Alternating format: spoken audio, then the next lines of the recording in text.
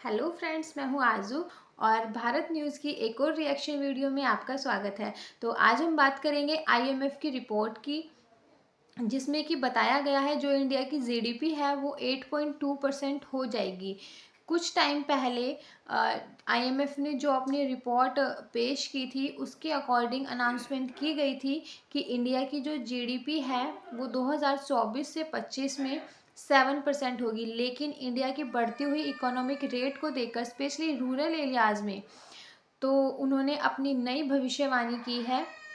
उन्होंने बताया है कि जो इंडिया की जीडीपी है वो 7% से बढ़कर 8.2% हो सकती है। लेकिन अब इंडिया की जो फॉरेक्स रिज़र्व है उसमें 5.25% की बढ़ोतरी देखी गई है, जिसके चलते अब ये 689.24 बिलियन डॉलर तक पहुंच गई है। पिछली रिपोर्ट के अकॉर्डिंग इसमें भी 2.299 बिलियन डॉलर की बढ़ोतरी होनी थी, लेकिन अब जो ये बढ़ोतरी हुई है वो काफ़ी काबिले तारीफ़ है।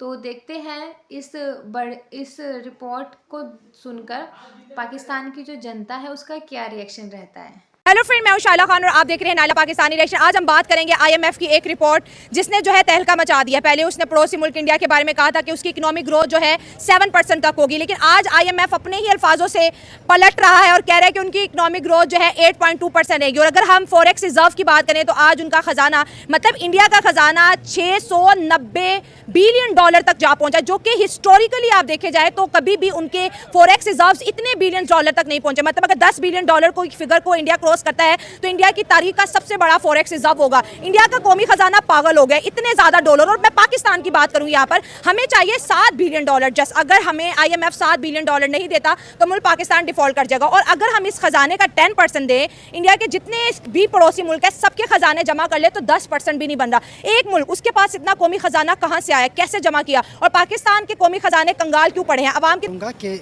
इंडिया ने दुश्मनी नहीं पाल रहा किसी अच्छा। से। ये तिजारत करता है, ये अपने दोस्तों को ढूंढता है, ये उन मुल्कों के साथ फॉरेन पॉलिसी बनाता है जिनसे उनका सेल्फ इंटरेस्ट हो।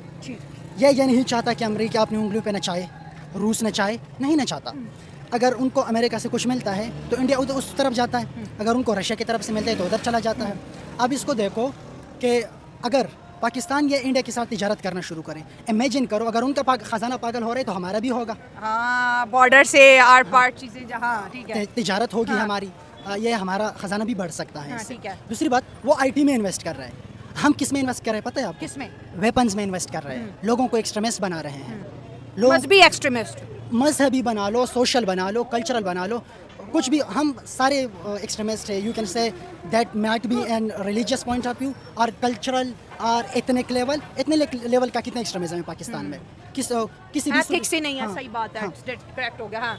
तो मेरे ख्याल में इंडिया जो आजकल इन्वेस्ट कर रहा है, आईटी के अंदर इन्वेस्ट कर रहा है। आपको पता है, मैं आपको एक और फिगर आपको बता दूं क्या? कि सऊदी अरबिया पेट्रोल से इतना पैसा नहीं कमाता जितना इंडिया आईटी से कमाता है। इतना प्रोडक्ट वो आईटी का बाहर बेचते हैं। हाँ। और उनसे वो कमाते हैं। हम पता नहीं असलहों में इन्वेस्ट करते हैं, झगड़ों में इन्वेस्ट करते हैं, जिसका कोई फ्यूचर भी नहीं है। फ्यूचर नहीं है, आपका कोई फ्यूचर नहीं है। आप माशी खुशहाली का सोच भी नहीं सकते। माशी खुशहाली विल रिमेन अ ड्रीम। आधे से ज्यादा लोग मेंटल हो गए हैं इस पाकिस्तान में, ये रिपोर्ट आई हुई है। डिप्रेशन का शिकार हो चुके हैं। मेंटल क्यों हो गए? हाँ। उनकी ज़रूरियात नहीं पूरे हो रहे। कोई बिजली का बिल नहीं अदा कर सकता, कोई गैस का बिल अदा नहीं कर सकता, कोई अस्पताल नहीं जा सकता वो अपना इलाज करवाए, अपने बच्चों को अच्छे स्कूल में नहीं भेज सकता। पाकिस्तान में 3 करोड़ से ज़्यादा बच्चे स्कूल से बाहर हैं। कितनी अफसोस की बात। बहुत अफसोस की बात है। हम एज आ कौम हम उस लेवल पे आ गए हैं कि हमारे अंदर एहसास नहीं रहा। हम दूसरों का नहीं सोचते। अपने बच्चों को इंग्लैंड में पढ़वाया, अमेरिका में पढ़वाया, यूरोप में पढ़वाया, अपने बच्चों को स्कूल तक नहीं। हम दुश्मन के बच्चों को तो पढ़ाते हैं लेकिन अपने बच्चों को नहीं पढ़ाते। हाँ। 3 करोड़ हमारे बाहर है स्कूलों से बच्चे। हाँ। अब इनको अगर आप एक स्किल मुहैया करें, स्किल उनको सिखाए, कोई और इस तरह काम उनको दे, तो इमेजिन करो हमारा कौमी खजाना कितना बढ़ सकता है। सही बात है, लेकिन आईएमएफ भी तो आज इंडिया को एक और खुशखबरी दे गया कि आपकी इकोनॉमिक ग्रोथ आने वाले साल में 7 से नहीं बल्कि 8% से भी ज्यादा बढ़ेगी। जैसे वो दावा कर रहे हैं कि हम जो है दुनिया की 3rd लार्जेस्ट इकोनॉमी बन रहे हैं। आईएमएफ कहते हैं नहीं, ये दूसरी बनेगा। चाइना अमेरिका को टक्कर देगा और इंडिया चाइना की जगह लेने वाला है। मुझे तो लग रहा है कि चाइना की जगह अब इंडिया ले रहा है। हाँ, क्योंकि उनकी इकोनॉमी जिस रफ्तार से बढ़ रही है, चाइना उस तरह नहीं जा रहा। हाँ, बहुत ज़्यादा बढ़ रही है। अब ये कह सकते हैं कि आने वाले वक्तों में शायद, अब चाइना की बात हो रही है कि वो सुपर पावर बनने जा रही है, लेकिन मुझे लग रहा है कि शायद इंडिया टेक ओवर करे। चाइना को टेक ओवर कर लेगा। हाँ, हाँ। उसकी रीज़न क्या है? वो उन चीज़ों में इन्वेस्ट कर रहे हैं जिनसे उनको फ़ायदा मिल रहा है। हम इन चीज़ों में इन्वेस्ट कर रहे हैं जिनसे कुछ मखसूस लोगों का फ़ायदा हो रहा है, मुल्क का नहीं, मखसूस लोगों का फ़ायदा। और जो बाहर प्लेटें बनवाए, बच्चों को पढ़वाए, ज़मीनें ले, अपने मुल्क में अपने लिए बैंकें बनाए, अपने लिए सोसाइटी बनाए, दूसरों को अपने शहरी नहीं समझते। तो वो खजाने खाली। सर हमारे पास तो $10 बिलियन नहीं, मुल्क कह रहे डिफॉल्ट हो अगर IMF ने $7 बिलियन ना दिया, और अगर इंडिया के सारे पड़ोसियों के खजाने मिला दीजिए तब भी इंडिया का 10% नहीं बन रहा। इतना खजाना उसके पास आ गया है। बहुत खजाना आ गया। उन्होंने इसके लिए सोचा था, हमने सोचा नहीं था कभी। जो इंडिया का बिजनेस स्टाइल है ना, वो बड़ा कंफर्टेबल है। वहाँ पे बिजनेस वालों को फैसिलिटेट किया जाता है। वहाँ पे जो काम करने वाली बड़ी बड़ी इंडिया जो कंपनीज हैं, जैसे किया है, बहुत सारी और इंडस्ट्री है, वहाँ पे उनको तंग नहीं किया जाता, वहाँ पे उनको रिश्वत नहीं ली जाती, वहाँ पे करप्शन नहीं है, वहाँ पे वो फैसिलिटेट करते हैं। हमारे मुल्क में क्या है, थोड़ा सा कोई काम करता है, तमाम सरकारी अदारे उसके पीछे पड़ जाते हैं। बहुत से यानी कि बड़ी बड़ी कंट्री अमेरिका, जो हम चलो कहते तो हैं लेकिन मानना तो हमें पड़ेगा ही, वो बहुत अच्छी हैवी कंपनियां दुनिया को कंट्रोल तो कर रहा है, लेकिन इंडिया के साथ उसकी बनी हुई है। हम तो उसको आगे दिखाते हैं, तो हमने हमारा मसला तो बनना है। अब अगर वो हम कहते हैं उनकी इकानमी ज्यादा है, तो उनके अपने, अब उसमें हम सिर्फ ये नहीं कह सकते उनके जो वज़ीर आज़म नरेंद्र मोदी बहुत बड़े अच्छे इंसान है, यानी अच्छे लीडर है। ये अच्छे लीडर नहीं है। हम आज भी मकरूज इसलिए हैं कि उनके जो है सियासतदान हैं, वो अगर कुछ खाते हैं लेकिन वो अपनी कौम पे लगाते भी हैं। हमारे सियासतदान तो सिर्फ खाते हैं, खा के फिर भाग जाते हैं, फिर आ जाते हैं, फिर भाग जाते हैं, बस इसके अलावा इनके पास और कुछ नहीं है। और हम इंशाल्लाह अगर कोई अच्छा को हुक्मरान आया, जैसे आया था हमारे पास, लेकिन उसको भी हमने बेचारे को जलील करके अंदर पहुंचा दिया। अब देखें, अब अगर कोई अल्लाह ताला अपना रहम करे तो करे हमारी कौम पे, वैसे कोई हमारी इस काबिल नहीं है कौम के इसके ऊपर रहम किया जाए। इंडिया की IT इंडस्ट्री देखें आप, कहाँ चली गई है। हमारे यहाँ पे अभी तक वो फायरवॉल के इश्यूज, नेट के इश्यूज, और फ्रीलांसर को तंग कर दिया इन्होंने। और किसी को इकोनॉमी तबाह हो गई है। मैं खुद फ्रीलांसर हूँ, मैं तंग आ गया हूँ, मेरे प्रोजेक्ट से जा रहे हैं मेरे हाथ से। वो ट्रस्ट नहीं करते, वो कहते हैं भाई आपके हर मसले हैं। हमारी गवर्नमेंट किसी चीज को तो छोड़ दे, किसी चीज से तो कैसे रेवेन्यू जनरेट होगा? आप मुझे बताएं, हम कैसे तरक्की करेंगे? कोई सेक्टर तो कुछ बख्श देना, ये तभी तो हम बढ़ेंगे आगे। IT में हम क्यों जा रहे हैं पीछे? इंडिया कहाँ चला गया? हम जैसे एक ही थे ना, अब कहाँ चले गए हम? यही वजह है कि हमारी प्रायोरिटीज डिफरेंट हो चुकी हैं। हमारा जितना खाने वाला तबका है वो उसको नोच के खाई जा रहा है। जितनी इंडिया में गुर्बत है शायद ही किसी मुल्क में। किसने कह दिया आपको इंडिया में गुर्बत है? आपको पता है पिछले दिनों एक रिपोर्ट आई थी, उसके मुताबिक कहा गया है कि इंडिया में गुर्बत बहुत ज्यादा कम हो गई है, क्योंकि वहाँ पे स्टार्टअप्स लग रहे हैं, वहाँ के बेरोजगारों को नौकरियां मिल रही हैं। आप पाकिस्तान की अगर बात करें तो पहले हम इंडिया को इस बात पर तनकीद करते थे कि भाई इंडिया के पास वॉशरूम नहीं है, तो इमरान खान साहब जिसे पाकिस्तान की सारी यूथ सपोर्ट करती है, उन्होंने ये ऑन कैमरा कहा था कि पाकिस्तान से ज्यादा वॉशरूम तो भारत के अंदर मौजूद है। तो हम हमेशा देखें, हम इंडिया की सारी चीजें भूल के वॉशरूम पे और गुर्बत पे क्यों आ जाते हैं? क्यों नहीं देखते वो IT में क्या कर रहे हैं, साइंस में क्या कर रहे हैं, उनके मुल्क में टेस्ला आ गया, आईफोन आ गया, ये चीज़ हम क्यों नहीं देखते? हमारा दिमाग गुर्बत पे और वॉशरूम पे ही क्यों फंसा? असल बात यह है कि इंडिया में काफ़ी साल हो गए हैं, एक ही वहाँ पे एक वज़ीर आज़म है, वहाँ पे एक के बाद एक वज़ीर आज़म नहीं आ रहा। जिस तरह यहाँ पे एक नीचे उतरता है, दूसरा आता है, दूसरा कहता है ये गलत है, दूसरा गलत है। यहाँ वहाँ पे एक ही वज़ीर आज़म है। और दूसरी बात, जो पाकिस्तान से एक ही वजह जो जिसकी वजह से कामयाब नहीं हो रहा, यहाँ पे जो भी सच बोलता है ना उसको जेल में डाल दिया जाता है। जो यहाँ इतनी छोटी सी उम्र में तुम्हें इतना सब कैसे पता है? बस जो यहाँ पे जो है ना, सोशल मीडिया ने बड़ा की रोल अदा किया है। अच्छा, जो सच बोलता है उसको अंदर कर दिया जाता है। अच्छा, फिर अब इंडिया में क्या हो रहा है ये बताओ।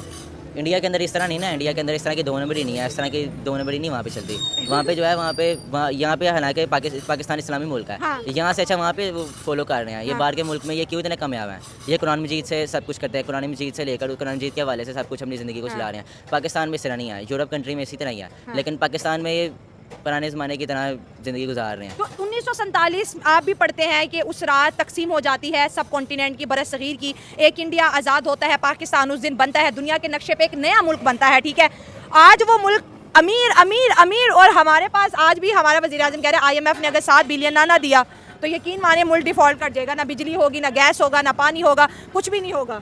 ये मुल्क अमीर नहीं ना हुआ, ये मुल्क गरीब हुआ है। ये उल्टा गरीब हुआ है, क्योंकि यहाँ पे इसका जो निज़ाम है ना मुल्क का, वो हुक्मरान नहीं चला रहे, वो आर्मी चला रही है। अच्छा, तो कैसे बेहतर करें? हम भी तो इंडिया जैसा बनना चाहते हैं, अमीर, हर कोई हमारी इज्जत करे, हमारे मुल्क में भी पढ़े लिखे लोग हों, बड़ी बड़ी कंपनीज आएँ, अंग्रेज़ यहाँ पर फिरें, कोई दहशतगर्दी ना हो। ये एक शर्त पे ही है, यहाँ का कोई हुक्मरान अच्छा होना चाहिए।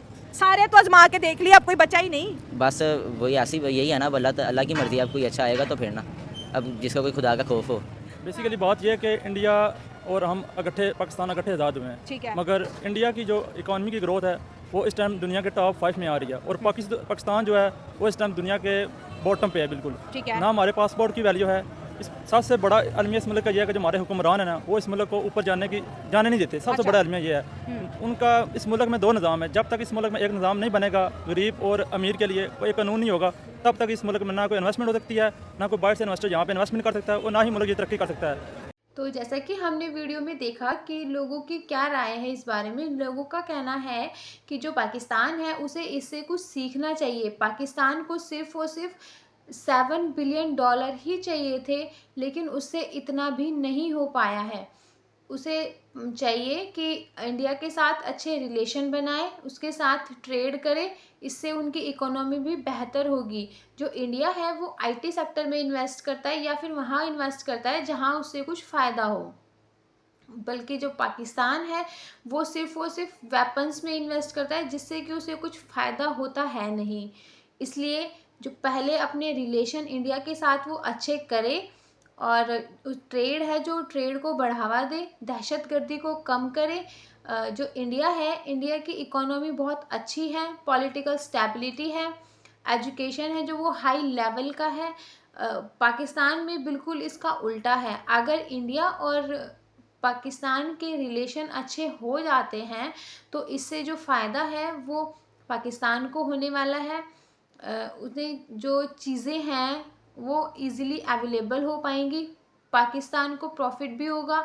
जो ट्रेड में टैक्स और जो एक्स्ट्रा करेंसी उनकी इन्वेस्ट होती है, एक्स्ट्रा करेंसी जो लगती है ट्रेड में, उस पैसे से वो अपने लोगों को अच्छी एजुकेशन दे पाएंगे और उसे अपने देश की तरक्की में यूज़ कर पाएंगे। तो आज के लिए इतना ही, मिलते हैं नेक्स्ट वीडियो में। वीडियो पसंद आए तो लाइक, शेयर एंड सब्सक्राइब ज़रूर करिएगा चैनल को। जय हिंद, जय भारत।